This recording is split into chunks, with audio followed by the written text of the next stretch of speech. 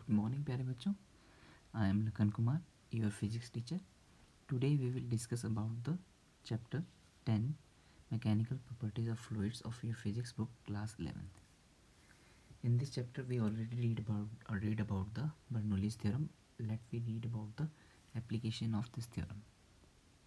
First, Torricelli theorem of speed of efflux.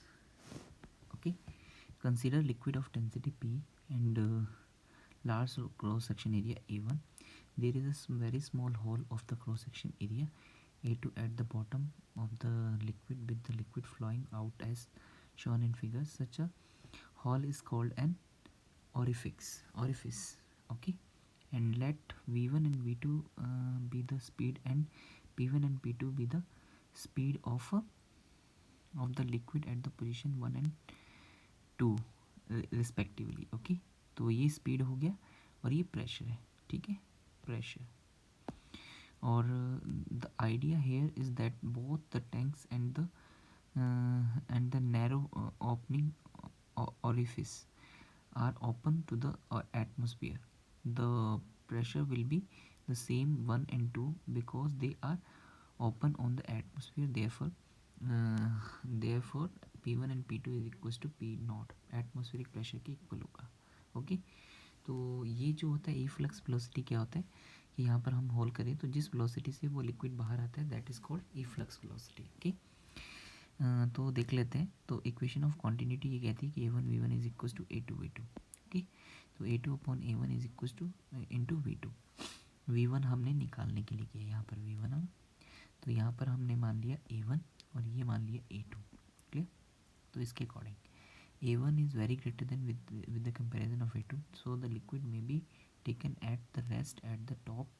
Okay, क्योंकि ये जो है बहुत बड़ा एरिया है तो यहाँ से जब लिक्विड निकलेगा तो इतनी ज़्यादा स्पीड से नहीं निकल सकता कि बहुत ज़्यादा स्पीड से मूव करे, तो बहुत कम स्पीड से मूव करेगा. तो हमने ये मान लिया कि अप्रोक्स यहाँ पर स्पीड क्या होगी लिक्विड की, ज़ीरो की.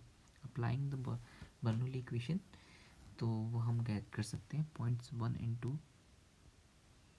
तो देख लेते हैं. दोनों पॉइंट्स पे लगाने के बाद हमारे पास बर्नौली थ्योरम ये है और हमने अप्लाई कर दिया. दोनों पे एटमॉस्फेरिक प्रेशर है तो P1 और P2 सेम हो जाएगा.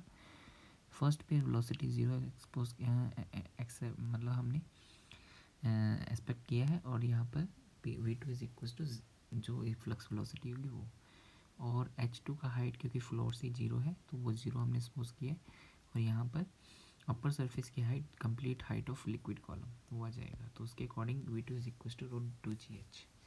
तो speed of liquid coming out through a small hole orifice at a depth h below the free surface is same as that of the particle fallen freely through the height of h under the gravity, and this is called Torricelli theorem. मतलब उतनी ही speed होती है जितना under gravity कोई particle उतनी ही height से, मतलब जितनी हाइट का लिक्विड कॉलम है उतनी हाइट का से गिरे तो यहाँ पर आते थे गेन करेगा, उतनी ही फ्लक्स वेलोसिटी इस लिक्विड की निकलने की होगी. Okay, this speed of liquid coming out is called the speed of efflux. Okay, next one venturimeter. Venturimeter specially जो होता है वो लिक्विड के फ्लो को मेजरमेंट करने के काम आता है. तो it is a device use to measure the rate of flow of liquid, कितने वॉल्यूम पर यूनिट टाइम में फ्लो हो रहा है through a pipe. It is an application of Bernoulli principle. It is called flow meter और venturi tube. Okay, इसको हम flow meter या वेंटूरी ट्यूब भी बोलते हैं. तो कंस्ट्रक्शन देख लो कि एक हॉरिजॉन्टल ट्यूब होती है जो कि अलग अलग क्रॉस सेक्शन एरिया पर हमारे पास है कि यहाँ पर कहीं पर कम है कहीं पर ज़्यादा है. तो हमने क्या किया कि एक मैनोमीटर को ऐड किया है. ठीक है, containing a liquid density ρm. ठीक है, यहाँ पर और उसका एक एंड ओपन एरिया जहाँ पर ज़्यादा एरिया है और जहाँ पर कम है नैरो एरिया है वहाँ पर लगा दिया दूसरा एंड. तो अपने को एक चीज़ पता है कि दोनों पॉइंट्स पे हमने इक्वेशन ऑफ कॉन्टिन्यूटी लगा दिया क्योंकि सेम मास उसमें से जाएगा. तो A1 upon A2 is equal to V2 upon V1. मतलब यहाँ पर अगर एरिया ज़्यादा है तो स्पीड कम होगी और यहाँ पर एरिया कम है तो स्पीड ज़्यादा होगी. तो इसके बेसिस पर हमने आगे किया. If the liquid has the density rho is flowing horizontally then the Bernoulli equation के अकॉर्डिंग दोनों पॉइंट्स पे हमने लगा दिया. तो फर्स्ट पे P1 प्रेशर और फर्स्ट पे वेलोसिटी V1 है, सेकंड पे P2 और V2. क्योंकि हॉरिजॉन्टल ट्यूब है तो H1 और H2 दोनों सेम होंगे अप्रोक्स, है ना. तो ये आ जाएगा. तो pressure difference is equal to, हमने इसको इधर ट्रांसफ़र कर दिया तो उसके बेसिस पर निकाल लिया। अब हमने V1 स्क्वायर कॉमन लिया है और उसके बेसिस पर, ओके। तो यहाँ पर V2 अपॉन V1 का वैल्यू कितना था, A1 अपॉन A2 हमने पीछे किया था सॉल्व कॉन्टिन्यूटी इक्वेशन से, और ये हमारे पास आ गया। अब हमें पता है कि H हाइट जो डिफरेंस आ रहा है, ठीक है, तो वो मैनोमीटर में किसकी वजह से आ रहा है, दोनों प्रेशर के डिफरेंस की वजह से। यहाँ पर दोनों का जो प्रेशर डिफरेंस है उसकी वजह से। तो P1 माइनस P2 हम मैनोमीटर के अकॉर्डिंग जो हाइट का डिफरेंस लिक्विड का आया है वो इन दोनों के प्रेशर डिफरेंस की वजह से आया, और वो कितना होगा, रो जी एच होगा। तो वो हम पुट कर देंगे रो जी एच, है ना, ये आ गया। अब रो जी एच हमारे पास है ही, और इसके बेसिस पर हमारे पास जो रो से रो नहीं कट हो सकता, क्योंकि ये लिक्विड वो है जो मैनोमीटर में, और ये लिक्विड वो है जो पाइप में फ्लो हो रहा है। तो इसके बेसिस पर हमने V1 यहाँ से कैलकुलेट कर लिया, इसको यहाँ ट्रांसफ़र करके, और 2 को यहाँ ट्रांसफ़र करके। अब volume of rate of flow of liquid, तो ये आ जाएगा A1 V1 is equal to, क्योंकि हमने volume of rate of flow निकालना है ना, तो Q1 is equal to volume कैसे निकालेंगे, वॉल्यूम इन per unit time A1 into V1, speed into area. तो यहाँ पर V1 का वैल्यू हमने पुट किया यहाँ पर, तो ये आ गया A2 स्क्वायर था तो उसको बाहर ले लिया, A2 आ जाएगा। ये आंसर हो गया हमारे पास। अगर दोनों में सेम लिक्विड है तो रो से रो भी कैंसिल आउट हो सकता है। क्लियर। नेक्स्ट वन है एरोप्लेन विंग्स। एरोप्लेन विंग्स की जो शेप होती है वो एरोडायनेमिक होती है, क्योंकि इसमें भी हम बर्नौली प्रिंसिपल को यूज़ करते हैं। तो lift on an aeroplane wings is due to the different air speeds pressure on the two surfaces of the wing, okay. मतलब दोनों सरफेसेस पर अलग अलग स्पीड होती है। तो अब आप देख सकते हो इसके अंदर क्या होगा कि यहाँ पर ये स्पीड जैसे ही आएगी तो इस एरोप्लेन विंग को क्रॉस करेगी। तो आप एक चीज़ नोट कर सकते हो कि इसको ज़्यादा डिस्टेंस कवर करना है और इसको कम डिस्टेंस कवर करना है सेम टाइम में। तो इसका मतलब यहाँ पर सेम टाइम में ज़्यादा डिस्टेंस कवर करने के लिए इसकी स्पीड बढ़ जाएगी। स्पीड बढ़ेगी तो प्रेशर लो हो जाएगा। ये हमने पीछे देखा था बर्नौली प्रिंसिपल में ना, तो प्रेशर लो हो जाएगा। बर्नौली प्रिंसिपल यही तो कहता है। और यहाँ पर स्पीड कम है तो इसका मतलब प्रेशर बढ़ जाएगा। तो हाई प्रेशर नीचे है और लो प्रेशर ऊपर है, तो इसलिए ये एरोडायनेमिक शेप है, जिससे एक रिजल्टेंट प्रेशर अपवर्ड्स डायरेक्शन में क्रिएट होता है और इसको लिफ्ट मिलता है। नेक्स्ट वन, बेसबॉल और मैग्नेस इफेक्ट, ओके।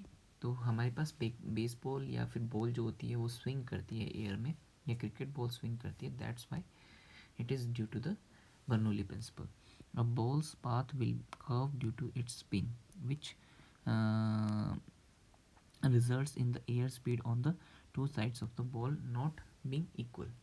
जैसे मान लो कि ये रोटेट करके ऐसे हमने फेंकी है, तो इससे क्या होगा कि यहाँ पर एयर जो मतलब इस डायरेक्शन में ये जा रहा है, तो एयर इस डायरेक्शन में आ रहा है, तो ये एयर कुछ एयर इस डायरेक्शन में और कुछ एयर इस डायरेक्शन में हो जाएगा, ठीक है। तो आप देख सकते हो कि ये दोनों एरो सेम डायरेक्शन में है, तो यहाँ पर स्पीड बढ़ जाएगी। और ये दोनों एरो जो है वो अपोजिट डायरेक्शन में है, क्योंकि ऐसे रोटेट कर रही है ना बॉल, तो यहाँ पर स्पीड कम हो जाएगी, ओके। यहाँ पर कम और यहाँ पर ज़्यादा, तो प्रेशर यहाँ पर कम हो जाएगा और यहाँ पर प्रेशर बढ़ जाएगा, है ना। तो इसका मतलब क्या हो गया कि ये रिजल्टेंट प्रेशर इस साइड फील करेगी और ये हवा में स्विंग हो जाएगी। Next one, it is called Magnus effect. Next one, blood flow. Blood flow भी इसी की वजह से है। देख लो, a person with the constricted arteries will find that they may experience a temporary lack of the blood to the brain as blood speeds up to get fast the constriction and thereby the reducing the pressure, okay। तो मैं बता देता हूँ, जैसे मान लो कि constriction यानी कुछ ब्लॉकेज हो गया इस ट्यूब में, तो वो क्या होगा कि जैसे ही ब्लड जाएगा यहाँ पर, तो यहाँ पर एरिया रिड्यूस हो गया तो स्पीड बढ़ जाएगी। स्पीड बढ़ने से प्रेशर लो हो जाएगा, तो ये ब्रेन तक इतना प्रेशर नहीं मिल पाता कि अपोजिट ग्रेविटी के ब्रेन तक पहुँच सके, तो लो प्रेशर पहुँचता है। Clear. Next one, viscosity. Viscosity हम देख लेते हैं, और भी बहुत सारे बर्नौली प्रिंसिपल की एप्लीकेशन है जो आप देख सकते हैं।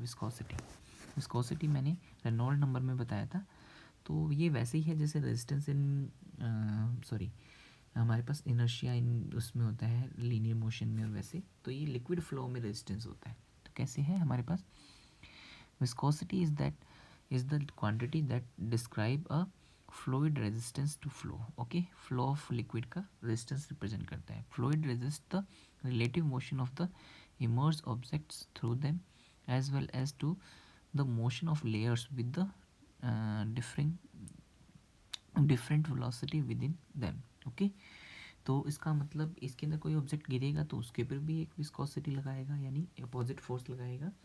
और सेकंड थिंग, उसके अगर लेयर्स जो हैं वो लेयर्स जो बहुत ज़्यादा डेप्थ है, तो आपको पता है लेयर्स में फ्लो हो रहा है, तो नीचे से लेके ऊपर तक की जो स्पीड है वो अलग अलग होगी, क्योंकि ये फिक्स सरफेस के पास है तो अप्रोक्स 0 होगी इस लेयर की।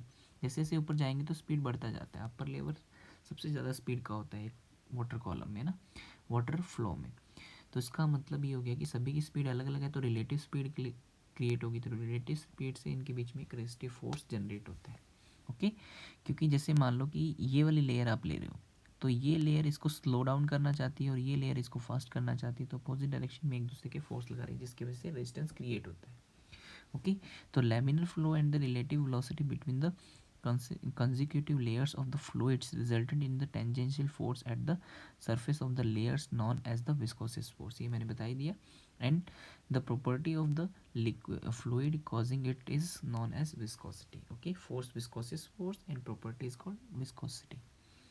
The layers of the fluids in the contact with the surface remain stuck off due to the adhesive force and has zero velocity. वो ये कह रहा है कि जो रिजिड बेस के साथ जो है उसके बीच में एडेसिव फोर्स होगा, वो आगे हम डिस्कस करेंगे क्या होता है कि डिफरेंट मॉलिक्यूल्स के बीच में लगता है ना। तो इसका मतलब ये धीरे धीरे ऊपर जाएंगे तो वेलोसिटी बढ़ता जाएगा और नीचे नीचे कम होता जाएगा। If a liquid flow easily it means has less viscosity. Kerosene is less viscous than diesel. Similarly, honey is more viscous than water. Okay, hard materials such as rock can be considered as liquid because they can flow, although extremely slowly. Okay, glass window is very old buildings are often thicker at the bottom and the वो glass आप देखेंगे ज़्यादा time हो जाता है तो glass नीचे की साइड से बहुत थिक हो जाता है और ऊपर की साइड से बहुत थिन रहता है। ठीक है, downwards direction. Next one, coefficient of viscosity. Okay, तो हम इसमें करेंगे तो देख लेते हैं। तो स्टडी फ्लो में हम लिक्विड की हॉरिजॉन्टल डायरेक्शन में देख रहे हैं, तो ये दो लेयर्स होगी, इन दो लेयर्स के बीच में एक विस्कोसिस फोर्स क्रिएट हो रहा है। इसकी मतलब बॉटम से डिस्टेंस x है और इसकी कितनी है x plus delta x D x. Okay, difference दोनों में डी एक्स लिए है। इसकी स्पीड v है और इसकी स्पीड कितनी है v प्लस डी वी है। तो according to Newton the viscous force F between two adjacent layers of the laminar flow at a given temperature is directly proportional to the cross section area of the layers and directly proportional to the velocity gradient. velocity gradient क्या होता है? The change in velocity in per unit distance, मतलब क्योंकि ऊपर की side जा रहे हैं तो वेलोसिटी बढ़ रही है, तो change in velocity in per unit distance, ये वेलोसिटी ग्रेडियंट होता है। तो ये इसके डायरेक्टली प्रोपोर्शनल हो गया। जब दोनों को कंबाइन करेंगे तो ये आ जाएगा when we remove proportionality symbol there will be a constant eta. Okay, negative इसलिए क्योंकि ये स्पीड की अपोजिट डायरेक्शन में होगा ना, इसलिए हम इसमें नेगेटिव सिंबल यूज़ कर रहे हैं। Eta is called viscous coefficient of viscosity, इसको कोफिशिएंट ऑफ विस्कोसिटी बोलते हैं ना। तो ये कंप्लीट विस्कोसिस फोर्स है और ये कोफिशिएंट ऑफ विस्कोसिटी। तो where eta is the constant of proportionality known as the coefficient of viscosity of fluids, its magnitude depends on the type of fluid and its temperature. Okay, temperature और उसकी nature पे depend करता है। Negative sign states that the direction of viscous force is opposite to the relative velocity of layer with respect to another layers. Okay, मतलब उसकी velocity के opposite होगा। ऐसा यूनिट ऑफ नीटा ईटा, ईटा बोलते हैं इसको ना, ईटा। ओके, तो ईटा जो होता है newton into second per metre square. Okay, pascal into second भी बोल सकते हैं इसको। CGS यूनिट इसकी क्या बनेगी, dyne into second per into per centimetre square which is known as poise. Okay, तो CGS यूनिट को पॉइस और इसको पास्कल इंटू सेकेंड। ओके, और 1 pascal into second is equal to होता है 10 पॉइस होता है, ये दोनों में रिलेशन है। डायमेंशन फॉर्मूला हम निकाल सकते हैं m1l माइनस 1 t माइनस 1। अगर इसके डिफाइन करना है ईटा को तो a is equal to 1 dv upon dx is equal to 1 unit, then eta is equal to f। Thus, the coefficient of viscosity can be defined as the viscous force acting per unit surface area, ये हो गया, and for of contact and the per unit velocity gradient, ये हो गया, and between the two adjacent layer in the laminar flow of liquid. Okay, तो ये हमारे पास आ जाएगा। Note that the coefficient of viscosity of liquid decreases with the increases in temperature, while that of gases increases with the increase in temperature. Okay, मतलब liquid की बात करोगे तो decrease होगा टेम्परेचर के इंक्रीज़ होने से, ओके। और गैसेस की बात करोगे तो टेम्परेचर में इंक्रीज़ होने से विस्कोसिस फोर्स भी इंक्रीज़ होगा, क्योंकि उसमें पार्टिकल बिल्कुल फ्री होते हैं तो उनकी स्पीड बढ़ने से उनमें कोलिजन बढ़ जाती है।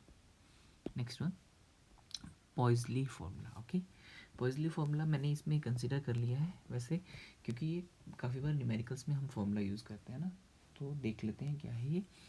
The rate of flow of liquid in a fluid around tube depends on the viscosity of fluid, okay, the pressure difference and the dimensions of the tube, okay।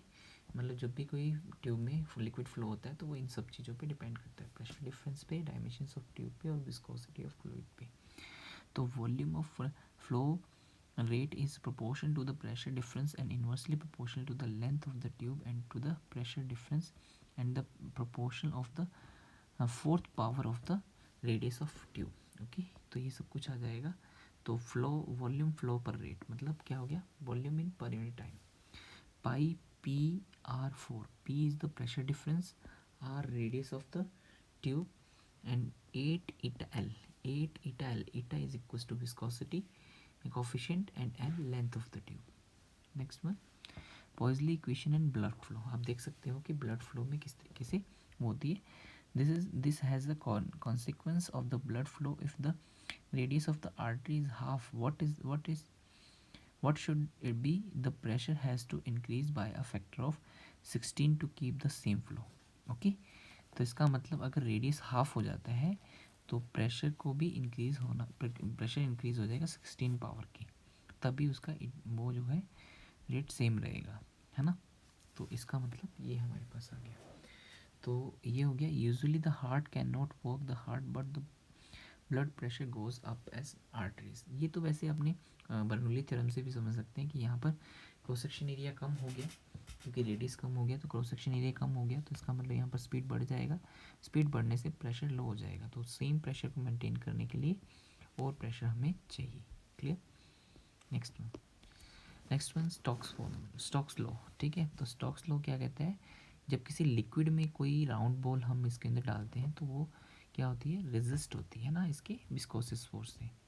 तो उसका मतलब वो विस्कोसिस फोर्स फील करती है opposite direction of its velocity, जिस velocity से वो नीचे की तरफ आ रही है। रेस्टिव फोर्स और viscous force, smooth solid spherical body of radius r moving with velocity v through a laminar viscous medium of large dimensions having coefficient of viscosity eta is given by f is equals to 6 pi eta r v, okay. ये Stokes formula है where eta is the viscous coefficient of viscosity, r radius and v speed, okay. अगर एक constant speed से वो आ रही है, ठीक है, तो उसको बात करते हैं। तो इसको हम डिराइव भी कर सकते हैं। इसको डिराइव करने के लिए हमने मतलब लैमिनर फ्लो होना चाहिए, वो सब कुछ है। इसको डिराइव करने के लिए डायमेंशन फार्मूले की हेल्प की है, तो ये आप खुद कर सकते हैं, क्योंकि डायमेंशन फार्मूले से डिराइव करना किसी भी फार्मूले को वो हमने पहले भी सीखा है चैप्टर नंबर 2 में। नेक्स्ट वन, टर्मिनल वेलोसिटी, जिस कांस्टेंट वेलोसिटी से स्टोक्स फार्मूले में वो नीचे की तरफ आती है, that is called terminal velocity, okay. तो in fluid dynamics terminal velocity और the settling velocity is the velocity at which the net force acting on an object moving through fluids become zero, मतलब जिसपे जब इसके ऊपर net force, buoyant force और ये सभी फोर्सेस जो हैं इसके ऊपर एग्जर्ट हो रहे हैं, विस्कोसिटी फोर्स और विस्कोसिस फोर्स और वेट नीचे की साइड पे, तो वो सब बैलेंस हो जाएंगे और टोटल फोर्सेस पे जीरो हो जाएगा, तो एक कांस्टेंट वेलोसिटी से डाउनवर्ड आएगा। Terminal velocity varies directly with the ratio of the viscosity to weight, okay, more viscosity means a lower terminal velocity while increases weight means a higher terminal velocity, okay। तो इसको पता ही है कि विस्कोसिस force ऊपर की तरफ है, इसको बढ़ाओगे तो इसका मतलब इसकी टर्मिनल वेलोसिटी लो हो जाएगी, और वेट बढ़ेगा तो इसकी टर्मिनल वेलोसिटी हाई हो जाएगी। Suppose a small and smooth solid sphere of radius r, okay, ये सब कुछ आ जाएगा। Rho falls freely in the laminar fluid of density sigma, क्योंकि फ्लूइड की है और ये सॉलिड की है तो ये डेंसिटी कम होगी फ्लूइड की, है ना। कोफिशिएंट ऑफ विस्कोसिटी हमने देख लिया। फ्री बॉडी डायग्राम ये रहा हमारे पास, ठीक है। विस्कोसिस फोर्स ऊपर की साइड, बॉयंट फोर्स ऊपर की साइड पे और एम नीचे की साइड पे। तो एम डाउनवर्ड्स है तो कितना होगा 4/3 पाई। ये पता कैसे आया, M is equal to volume into density. अब वॉल्यूम कितना होगा 4/3 पाई आर क्यूब और रो डेंसिटी होगी, ठीक है। तो ये आ जाएगा बॉयंट फोर्स अपवर्ड डायरेक्शन में। तो ये हमने आर्किमिडीज प्रिंसिपल में निकाला था कि वी रो जी, ओके। तो वी रो जी हमारे पास आ गया लिक्विड के अकॉर्डिंग। डेंसिटी ऑफ लिक्विड है ये, वो भी डेंसिटी ऑफ लिक्विड था।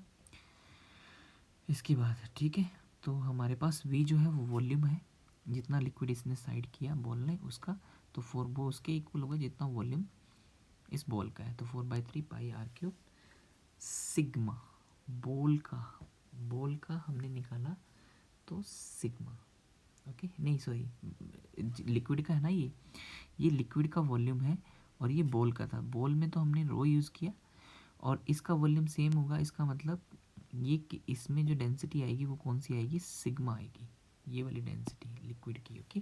तो सिग्मा डेंसिटी आ गई, क्लियर। उसके बाद देखो next one, viscous force Stokes formula के अकॉर्डिंग आ जाएगा। और at the terminal velocity there is no acceleration therefore the these are is equal to. तो एम जी नीचे की साइड पे था, ये दोनों ऊपर थे, तो तीनों का जो टोटल सम, मतलब ये ऊपर की साइड पे तो नेगेटिव ले लिया और ये नीचे की साइड पे तो पॉजिटिव ले लिया, तो इक्वल टू 0 होना चाहिए। इसको जब हम सॉल्व करेंगे तो ये आ जाएगा v is equal to 2/9 r square g rho minus sigma upon eta. इसको सॉल्व करके आप देख सकते हो। तो that is called terminal velocity of that ball. Next one, surface potential energy, okay. Surface potential energy देख लेते हैं। Surface energy, the free surface of a liquid possesses minimum area due to the surface tension, okay. To increase the, एक minute, 1 minute, इसमें surface tension missing है, 1 minute, okay. Surface tension की slide missing है, चलो मैं बता देता हूँ सरफेस टेंशन क्या होता है। देखो हर किसी लिक्विड का जो अपर एरिया, अपर सरफेस होता है वो इंटरनली क्या रहता है, स्ट्रेच रहता है ना। जैसे एक ड्रॉप है, ठीक है, तो ड्रॉप जो है वो इनर साइड पे क्या रहती है, स्ट्रेच, इसलिए वो गोल होती है, ठीक है। तो जब हम बकेट भर जाती है तो आपने देखा होगा कि बकेट के ऊपर बहुत स्लोली अगर पानी अगर गिर रहा है तो कुछ ऊपर ये यू शेप बन जाती है, और इसका मतलब अंदर की तरफ वो मतलब वो क्या रहता है, स्ट्रेच रहती है। तो वो अपने मतलब इसी प्रॉपर्टी को क्या बोलते हैं, सरफेस टेंशन बोलते हैं।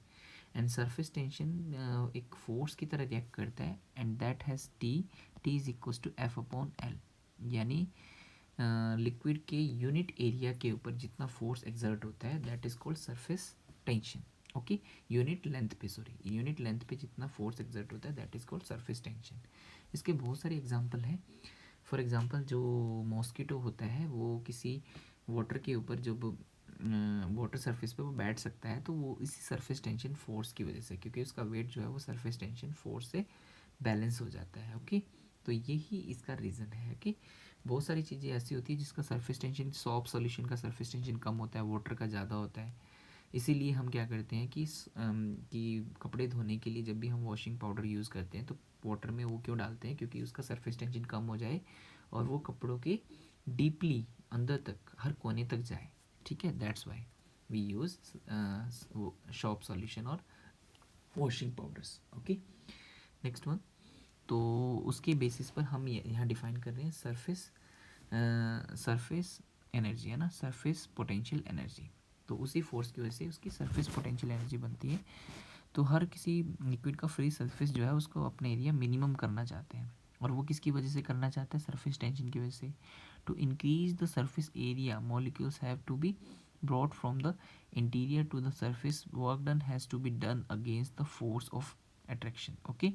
मतलब अगर हम उसका इस फोर्स की अपोजिट डायरेक्शन में उसको इंक्रीज करना चाहते हैं तो हमें इस अट्रैक्शन फोर्स की अपोजिट डायरेक्शन में क्या करना पड़ेगा, work. And work is store into its potential energy of the molecules on the surface, so the molecules at the surface have extra energy compared to the molecules in the interior energy, okay। Interior से ज़्यादा उसमें ज़्यादा होती है, ठीक है, energy. The extra energy possessed by the molecules of the surface film of the unit area compared to the molecules in the interior is called surface energy, okay। दोनों energy का डिफरेंस जो होगा वो surface energy होगा। it is equals to the work done in increasing the area of surface film by unit amount. Okay, मतलब जितना unit amount में हम एरिया इसका इंक्रीज करेंगे, work done in per unit area. Okay, हम use करेंगे okay surface energy के लिए। तो surface tension can be defined as the potential energy stored in the surface of liquid per unit area. Okay, तो surface tension S से भी और T से भी दोनों से डिफाइन करते हैं। तो यू अपॉन ए, क्योंकि फोर्स यहाँ पर हम निकालना चाहते हैं, तो एनर्जी अपॉन ए। ओके, तो energy is equal to A into S. Okay, तो सरफेस पोटेंशियल एनर्जी हमारे पास उसके फॉर्म में आ जाएगा। तो बाय द डेफिनेशन इसका यूनिट होगा joule per metre square which same as the newton per metre. Okay, work done की फॉर्म में तो डब्ल्यू इंटू ई। ओके, तो इसके अंदर आ जाएगा। Next one, drops and bubbles. अब देखो जो ये वर्क हमें करना पड़ रहा है या कुछ है, तो उसके बेसिस पर हमने ड्रॉप और बबल की फॉर्मेशन बताई है, तो वो देख लेते हैं वो किस वजह से। Let us assume that the pressure inside R P not respectively. Okay, तो इनसाइड हमारे पास ये है और आउटसाइड हमारे पास ये है। तो हमारे पास ड्रॉप के अंदर जो इनसाइड प्रेशर होता है वो ज़्यादा होता है आउटसाइड प्रेशर के रिस्पेक्टिवली। ठीक है, वो क्यों होता है? वो इसलिए ज़्यादा होता है क्योंकि इसका जो सरफेस है वो इनरी क्या रहना चाहता है, कॉम्प्रेस होना चाहता है। तो इतना कॉम्प्रेस होगा तो इसका मतलब क्या हो जाएगा, अंदर प्रेशर ज़्यादा क्रिएट हो जाएगा। तो इसलिए वो उतना ही एक्सपेंड होने के लिए बाहर के प्रेशर के बराबर करने के लिए एक्सपेंड होगा। ओके, तो कितना एक्सपेंड होगा, डी आर एक्सपेंड होगा। तो इसमें कितना वर्क होगा उसके अकॉर्डिंग हम इसको डिफाइन कर सकते हैं। ठीक है, तो सबसे पहले हम देख लेते हैं कि let the surface tension is equal to this. Okay, suppose the ये हो जाएगा, जो ये एक्स्ट्रा प्रेशर क्रिएट हो रहा है ना, इसको हम बोलते हैं एक्सेस प्रेशर। क्या बोलते हैं? Excess pressure. Okay, excess pressure in drop and bubble हमने कैलकुलेट करना है इस पूरे प्रोसीजर में। तो देख लेते हैं कैसे। तो जो एक्स्ट्रा प्रेशर हमने जिसकी वजह से ये डेल्टा आर इसकी रेडियस बढ़ी, तो हम देख लेते हैं। तो फर्स्ट पे work done is equal to force into displacement, और फोर्स किसकी वजह से लगा है, प्रेशर डिफरेंस की वजह से, और into area, pressure into area into displacement. तो प्रेशर कितना क्रिएट हुआ, इंटरनल माइनस आउटसाइड, और एरिया कितना है इसका 4πr² इनिशियली, और कितना डिफरेंस आया, delta D R. Second way अगर हम निकालें सरफेस टेंशन के फॉर्म में, तो S इज इक्वल टू 4π। ठीक है, ये इसका सरफेस एरिया हो गया। ओके, तो ds इज इक्वल टू कितना आ जाएगा, हमने यहाँ पर सरफेस टेंशन की फॉर्म में निकालने की कोशिश की है, वो बता देता हूँ कैसे। सबसे पहले हमने क्या किया कि इसका एरिया डिफरेंस निकाला। तो एरिया डिफरेंस निकालने के लिए इनिशियल इतना है और फाइनल इतना है, क्योंकि इतना ज़्यादा हो गया रेडियस, तो दोनों का डिफरेंस निकालने के लिए हमने इसको सॉल्व किया। तो यहाँ पर ये जो अमाउंट है, ओके, r² से r² कैंसिल आउट हो जाएगा, dr² बहुत ही स्मॉल क्वांटिटी हुई क्योंकि ज़्यादा कोई डिफरेंस नहीं आता है। तो हमारे पास क्या हो जाएगा, ये आ जाएगा 8πr dr। अब ये जो एरिया इंक्रीज हुआ, ठीक है, तो वो जब हम मल्टीप्लाई करेंगे किससे, सरफेस टेंशन से, तो वर्क डन आ जाएगा। ये हमें पता है ना, work done is equal to क्या होता है, surface tension into total increase in area, ये पता है ना। तो ये हमने पीछे निकाला भी था, तो उससे आया है। तो ये हमने यहाँ पर पुट कर दिया। तो equating equation first and two, क्योंकि दोनों वर्क डन का है, तो वर्क डन की दोनों टर्म्स को जब हम इक्वेट करेंगे, तो डी आर से D R cancel out, R की 1 पावर से आर की 1 पावर, पाई से पाई, 4 टू जा 8।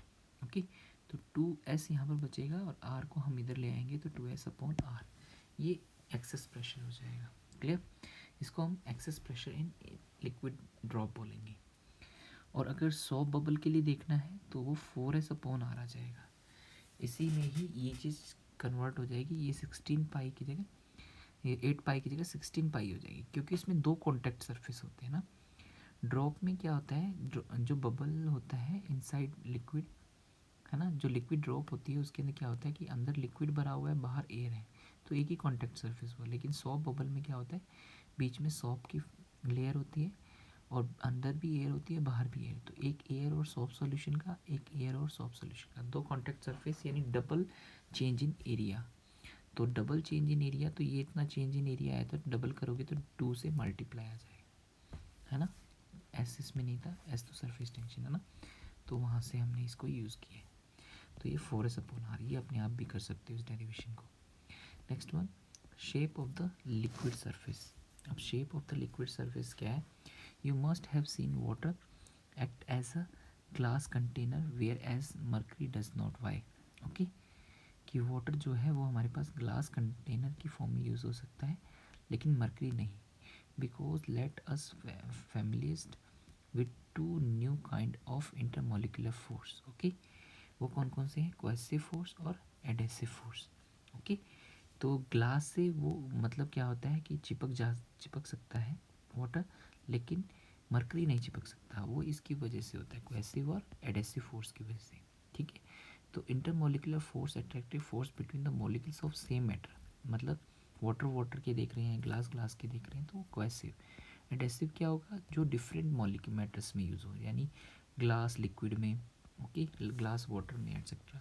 तो water molecules for instant are more attracted to glass than they are to one another। Okay, तो जो हमारे पास है वाटर मॉलिक्यूल्स जो हैं वो एक इंस्टेंट पे वो मोर अट्रैक्ट होते हैं ग्लास से, है ना। तो एक दूसरे से अट्रैक्ट होने के बजाय, जैसे मतलब आपस में कम अट्रैक्ट होंगे तो ग्लास से ज़्यादा होंगे, इसलिए वो ग्लास पर चिपक जाते हैं, किसी भी सरफेस पे इजीली चिपक जाते हैं। यानी उनका कोएसिव फोर्स जो होता है वो एडेसिव फोर्स से, it means in case of water cohesive force are stronger than the adhesive force. ठीक है, अगर वो मतलब ज़्यादा हुआ तो वो किसी चीज़ पर नहीं चिपकेगा, और अगर कम हुआ तो वो चिपक जाएगा। तो will therefore climb up a narrow glass tube there is dipped into a bigger. Okay, तो ये मतलब ये उल्टा लिखा है ना, ये एडेसिव फोर्स यहाँ आना चाहिए और कोएसिव फोर्स यहाँ। तो ग्लास का एडेसिव फोर्स ज़्यादा है वाटर से, जितना कि कोएसिव फोर्स जो वाटर के बीच में होना चाहिए उससे ज़्यादा है, तभी तो वो उस ग्लास के ऊपर चढ़ जाता है। मतलब ग्लास में जब आप लेवल देखोगे तो वो स्ट्रेट नहीं, वो यूँ दिखेगा, वाटर लेवल है ना, बाहर से जब आप देखते हो, अगर टेस्ट ट्यूब वगैरह आप यूज़ करोगे तो उसमें देखोगे। तो ये होता है। और मर्करी मॉलिक्यूल्स जो होते हैं उनके बीच में कोएसिव फोर्स ज़्यादा होता है और एडेसिव फोर्स कम होता है। ठीक है, ये उल्टा लिखा है। ठीक है, तो कोएसिव फोर्स ज़्यादा होता है और एडेसिव फोर्स कम होता है, तो इसलिए वो क्या होता है कि वो अपने ग्लास से नहीं चिपकते, वो अपने आप में कॉन्ट्रैक्ट हो जाते हैं, यानी उल्टा सरफेस बनेगा। ग्लास में ऐसे बनेगा वाटर में, और मरकरी में ऐसे बन जाएगा। तो सरफेस के दो शेप हो गए, है ना। तो ये शेप ही हमें डिफरेंट टाइप की शेप बतानी है। तो ये हमारे पास क्या होगी, एक तो कॉनकेव बनेगा और एक कॉन्वेक्स शेप बनेगा ना। तो उसकी बेसिस पर capillary action and the contact angle. Capillarity, liquid display a behaviour called capillarity और कैपिलरी एक्शन। ओके, तो मतलब वो क्या होता है, capillary is a kind of narrow glass tube because there molecules are more less attracted to the surface they contact than they are to themselves। Okay, तो ये capillary tube जो होती है वो एक बहुत ही कम मिलीमीटर्स के ऑर्डर का डायमीटर होता है, वो उतनी ट्यूब होती है। ठीक है, उस ट्यूब के अंदर हम ग्लास को भरते हैं, पानी को या फिर किसी लिक्विड को भरते हैं। The phenomena of the rise और fall of liquid in the capillary held vertical in the liquid, okay, due to its property of surface tension is called capillarity। okay, मतलब किसी में कोई लिक्विड इसमें कैपिलरिटी ट्यूब में चढ़ जाता है और कोई उसमें नीचे गिर जाता है, तो इस फिनोमिना को ही कैपिलरिटी बोलते हैं। Okay, capillarity action is the result of the surface tension and the adhesive force.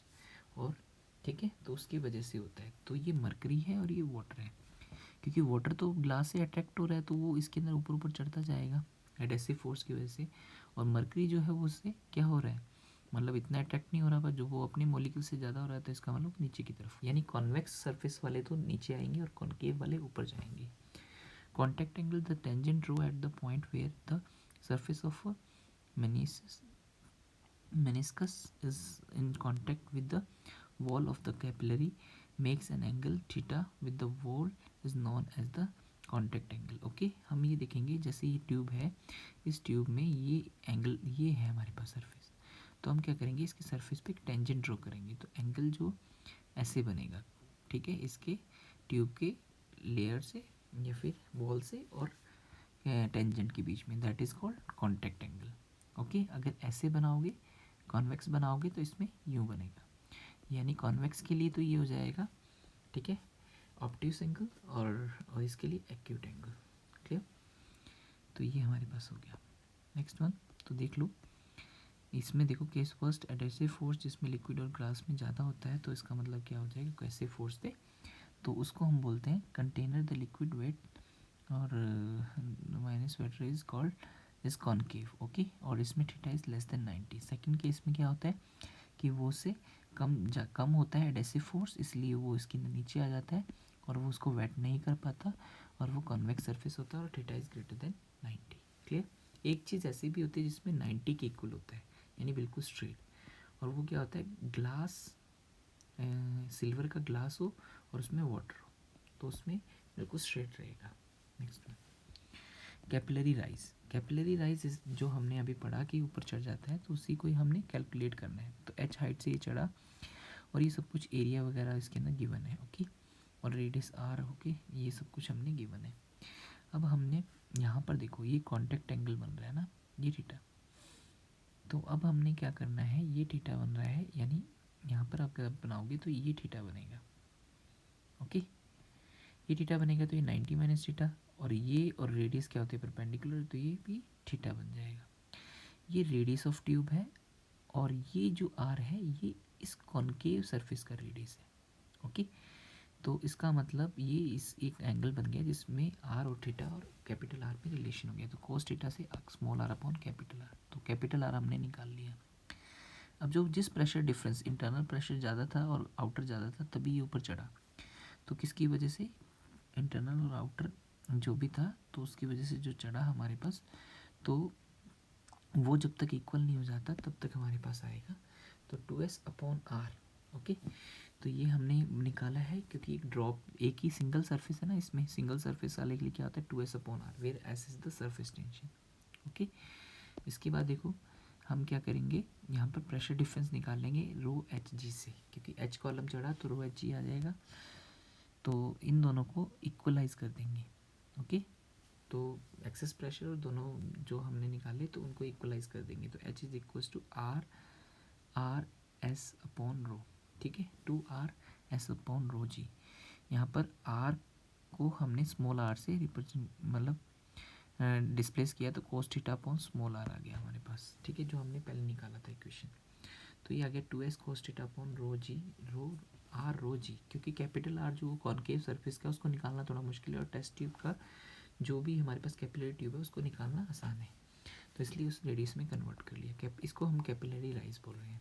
The mercury and the glass theta is greater than 90, hence cos theta is negative, therefore the mercury falls in the glass capillary and in meniscus in convex. Okay, मतलब उसका shape जो होगा वो convex होगा। Clear? तो theta 90 होगा तो ये नेगेटिव हो जाएगी, तो एच फॉल हो जाएगा उसमें। Okay, clear? तो कैपिलरी ट्यूब के बहुत सारे एग्जांपल है, जैसे आप क्या कहते हैं कि जो मतलब टॉवल होता है उसका एक एंड हम किसी वाटर के में डालते हैं, तो धीरे धीरे उसमें वाटर चलना स्टार्ट हो जाता है ना, तो कैपिलरी ट्यूब्स ऑफ उसकी वजह से होता है। ठीक है, टॉवल की वजह से होता है।